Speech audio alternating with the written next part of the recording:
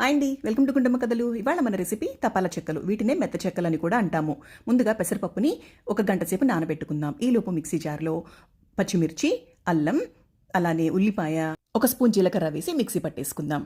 ఒక వెడల్పాటి పాత్ర తీసుకుని దానిలో వెన్నపూస వేసుకుంటున్నామండి. ఈ వెన్నపూస ఇంట్లో తయారు చేసుకున్నది. అలానే మనం మిక్సీలో వేసుకున్న మిశ్రమాన్ని, అలానే నానబెట్టుకున్న పెసరపప్పుని వేసుకుని రైస్ ఫ్లోర్ అండి, బియ్య పిండిని వేసుకుంటున్నాను. ఈ బియ్య పిండి పొడి బియ్య పిండి, తడి బియ్యంతో చేసిన పిండి మాత్రం కాదు. ఇది పొడి బియ్య పిండి మాత్రమే. దానిలో టేస్ట్కి సరిపడా ఉప్పు వేసుకొని కొద్దిగా నీళ్లు యాడ్ చేసుకుంటూ పిండిని బాగా కలుపుకోవాలండి. తర్వాత ఇలా గారెల్లాగా ఒకదాని తర్వాత ఒకటి, మరీ పల్చగా కాకుండా మరీ లావుగా కాకుండా ఒకదాని తర్వాత ఒకటి చెక్కల్లాగా వేసుకొని ఆయిల్లో డీప్ ఫ్రై చేసుకోవడమే.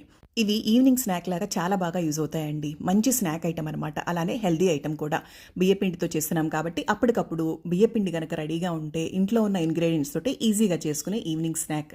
ఈ వీడియో కనుక మీకు నచ్చినట్లయితే please like, share and subscribe my channel.